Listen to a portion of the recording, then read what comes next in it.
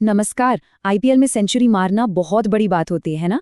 पर क्या हो जब एक खिलाड़ी सेंचुरी मारे और फिर भी उसकी टीम बुरी तरह हार जाए। आज हम एक ऐसे ही कमाल और कह सकते हैं बेकार गए शतक की कहानी पर बात करेंगे। चलिए देखते हैं कि कैसे पंजाब किंग्स ने मुंबई इंडियंस को पूरी तरह से डोमिनेट किया। 112 रन और वो भी नॉट आउट। सोचिए, टी20 क्रिकेट में ये स्कोर क्या मायने रखता है। ये वो स्कोर है जो मैच को एक तरफा बना सकता है, किसी भी बल्लेबाज के लिए एक सपने जैसा। मतलब ऐसी शानदार पारी तो मैच जिताने वाली ही होती है, राइट? पर क्या वाकई ऐसा हुआ? यहीं पर तो इस कहानी में एक जबरदस्त ट्विस्ट आता है। तो सवाल यही उठता है कि भाई, एक तरफ एक खिलाड़ी सेंचुरी बना रहा है और दूसरी तरफ उसकी टीम इतनी बुरी तरह से हार गई। ये कैसे हुआ? चलिए आज इसी पहेली को परत दर परत खोलते हैं।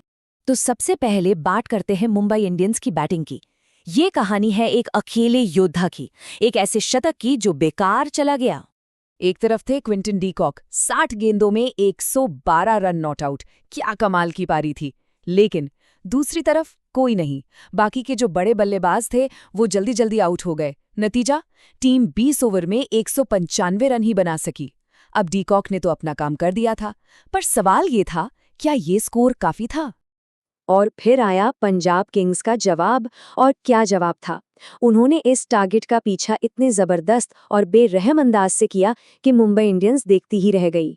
पंजाब की इस जीत के दो सबसे बड़े हीरो थे। एक तरफ प्रभसिमरन सिंह, जिन्होंने सिर्फ 39 गेंदों पर 80 रन ठोक दिए, और उनका साथ दिया श्रेयस अय्यर ने, जिन्होंने 35 गेंदों पर 66 रन बनाए।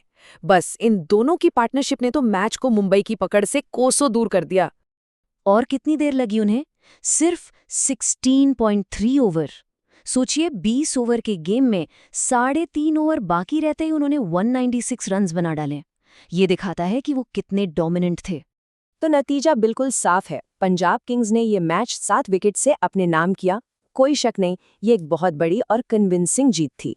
ठीक है, जीत हार तो हो गई, पर अब जरा गहराई में जाते हैं और समझने की कोशिश करते हैं कि मुंबई इंडियंस से आखिर चूक कहाँ हुई, क्यों हारे वो।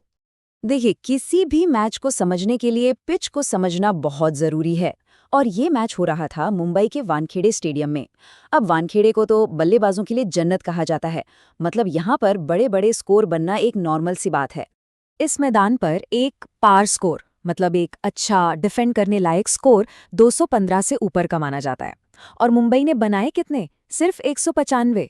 तो भले ही डी कॉक ने सेंचुरी मारी, लेकिन टीम के तौर पर वो पहली पारी के बाद ही गेम में पीछे रह गए थे। और दिक्कतें सिर्फ स्कोर तक ही सीमित नहीं थी। मुंबई की बॉलिंग में भी वो धार नहीं दिखी। डेथ ओवर्स में बिल्कुल भी कंट्रोल नहीं था। और जैसा हमने पहले कहा, डी कॉक के अलावा किसी का ना चलना, इसने तो पूरा मोमेंटम ही खत्म कर दिया। तो ये तो थी मुंबई की हार की कहानी। अब सिक्के का दूसरा पहलू देखते हैं। आखिर पंजाब किंग्स ने ऐसा क्या किया कि उन्होंने इतनी आसानी से ये मैच जीत लिया? उनकी जीत का पूरा प्लान क्या था?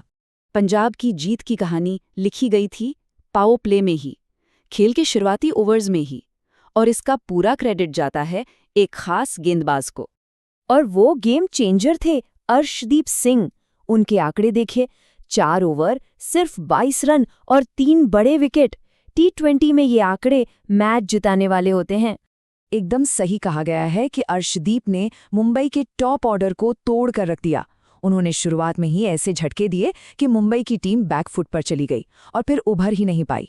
तो अगर हम पंजाब की जीत को स्टेप बाय स्टेप देखें तो ये बिल्कुल साफ है।